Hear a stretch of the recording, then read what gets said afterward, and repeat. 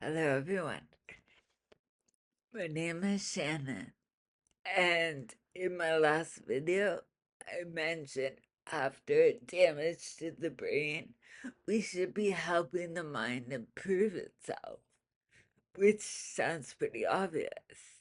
So, to get on this road, I mentioned we need to have energy, perhaps from outside sources and forming it as our own.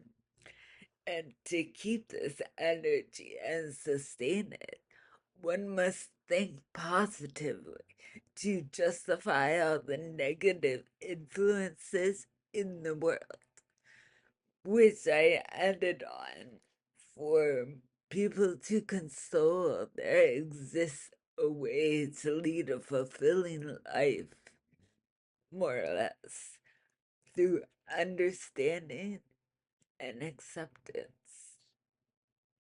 Now, let's go even further, because the heart of the matter is, how can we help the mind improve itself?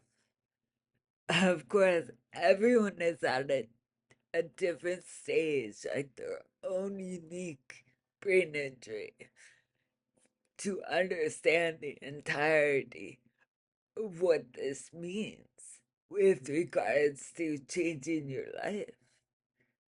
I definitely offer the approach to wellness and actively maintaining your health, but something has to be said about helping the mind so it understands and is aware how it needs to allow any assistance change their body. It has to welcome the help. So I talked about the mind at times. It might be scared about the intrusions in my last video, and how we need to allow positive thoughts, which is essential to having yourself hold a proud presence in the world. I recommend philosophy books. Of course, you can get philosophy lectures on the internet, which has many incredible sites such as Udemy or edX. I would take notes. You will love the training and the retraining of the mind. It's invigorating. Invigorating. I personally like the 17th century philosopher Rene Descartes, who said famously, cogito ergo sum, in Latin, which means I think, therefore I am. I got that engraved on my first iPad, I think, in university. But I want to talk about just how important I believe it is that we use our minds to understand first what is going on.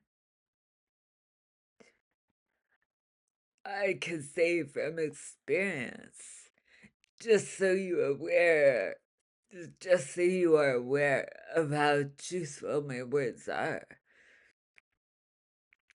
My accident was catastrophic, which means in the medical world, I was a 4 out of 15 on the Glasgow Coma Scale.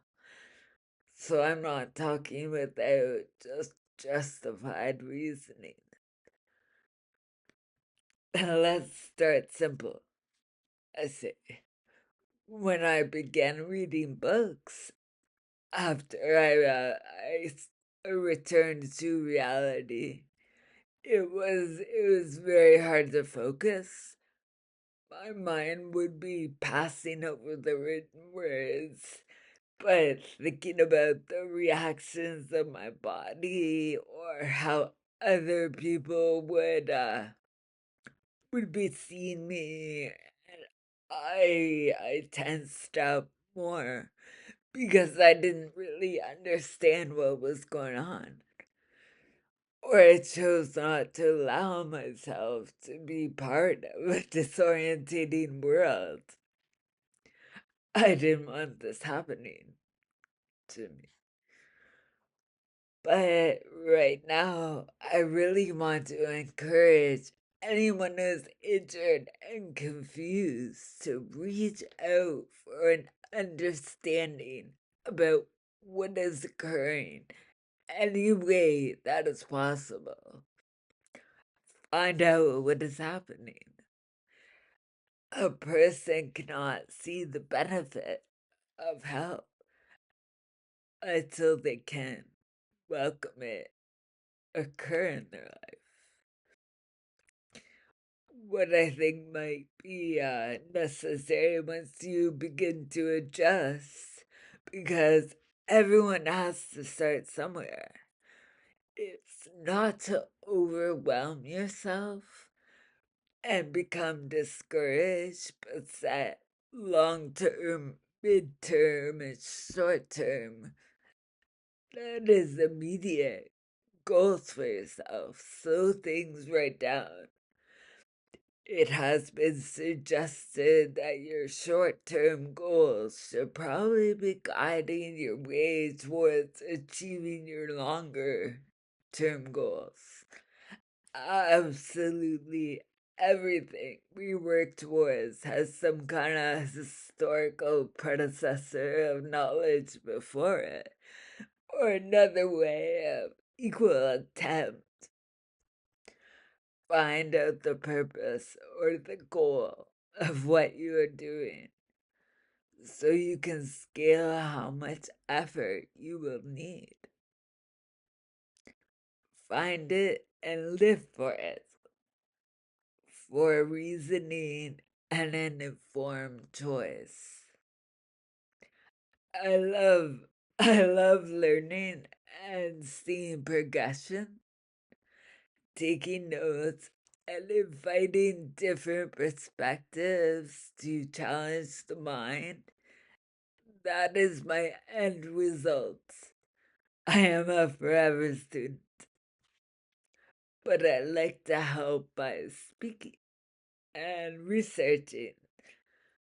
I predict that I may not be able, yes, I may be able to reach other brain injured people. That is my hope. Reach the people in the community. I'm up for any suggestions you have. Please email me. Anything I can look into. My name is Shannon, and thank you for your time.